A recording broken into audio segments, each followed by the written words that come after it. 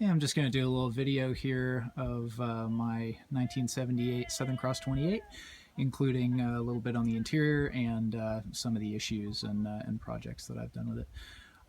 So she's a 1978 Southern Cross, hull number 4, 28 feet long, 8.5 feet wide. The cockpit back here, the one of the issues that the boat had initially when I got it is one of these wood lockers was missing. There's one on each side, and this is just a cutout that's open to the hull through the combing here. So one of the first things I had done was have one of these made, install that, so that's all sealed up. Another area where water was getting in was the boat has these lockers on the benches here. This one is original. I use it for storage of fenders and dock lines. It's not open to the hull. The instrument panel is also in there. For the engine. On this side, a previous owner had built it out with plywood, I guess to increase interior volume, so he cut out the original fiberglass pan and built it out with plywood. He didn't use marine grade ply, and it wasn't painted very well, so it was leaking when I got the boat. I've since rebuilt it with marine grade ply and a couple of layers of epoxy over it. Just needs to be sanded and painted, or possibly glassed over and then painted, whichever your preference is. Below the duck boards here, there's a hatch that goes down above the engine where the original location of the batteries were. That hatch is a pretty bad design. It's in the lowest point in the cockpit, and I found it impossible to completely seal it to water intrusion. So I've since caulked it shut. There's no particular reason to get down there. I've relocated the batteries, which you'll see in a second. Up on deck here, the boat has all the halyards led aft.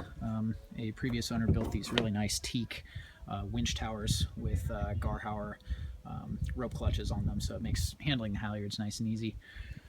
Going down into the interior here, the boat's got about 6 feet of headroom. I'm 5'8", and I can easily stand with plenty of room to spare. It's a basic 2-settee layout, one on either side. This was an owner-finished boat. It's not a factory interior, but the first owner, I think, did a pretty good job. The layout's really nice. It's got this backrest on the settee here, which folds down to create a full-width double berth on this side, which is quite spacious. It's got pretty good storage, nice kind of teak and mahogany trim on the interior, which is all in pretty good shape. The leak that was happening in the back here, right over where I've relocated the batteries, was dripping down into that compartment and then down here and ending up right on the cabin sole there, which is a bit soft. It's got some dry rot in it. This corner right here is pretty compromised. I've since sealed that leak. Like I said, it's not getting any worse, but this will have to be replaced, either replacing the whole cabin sole or scarfing in a new piece of plywood there. Water tank is below the cabin sole. That's a 20-gallon fiberglass tank. It's in good shape. Back here, engine compartment. That's the Yanmar YSM8 horizontal single-cylinder diesel. Runs like a top, although it's a little underpowered. Stainless sink, foot pump actuated from that 20-gallon water tank. Back here is the fuel tank, which is a 14-gallon fiberglass diesel tank.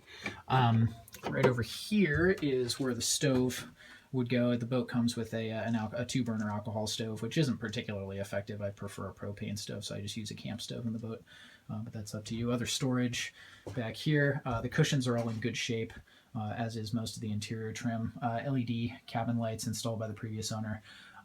Kerosene heater, which actually works very well. It's got the tank on the other side of the bulkhead here, kerosene tank. It's electrical back here. New electrical panel, again installed by the previous owner, as was this charger for shore power. VHF stereo. That's about all it's got in terms of electronics. Battery cutoff switch. The wiring's all good. It does have new batteries, which I installed when I got the boat. One issue that this boat did have is it had rot behind the head. So the previous owner removed the head and associated cabinetry here to get at the rot. He retabbed this bulkhead and did a very good job with it. You can see the tabbing as compared to the original tabbing. I don't know if these bulkheads were originally put in by the factory or if they were done by the first owner as well, but this previous owner did a really bang up job on this. Rebedded the chain plate here, so this is all very solid now. This wiring hanging down is a little bit of missing trim up here, which I actually have for the boat. I have it made, but I haven't installed it yet. I may get around to that. All the ports on the boat are Bomar opening ports. They all seal very well. They don't have any water leakage. They're aluminum, black painted aluminum. This is the V-berth up here. Nice spacious V-berth for a 28-foot boat. Up there is the chain locker, which has the bowsprit, which was rebuilt by the owner. Hatch up here, also a Bomar, just old school Bomar hatch. It is watertight. And again, some teak and mahogany trim up here. And that is about it for the interior.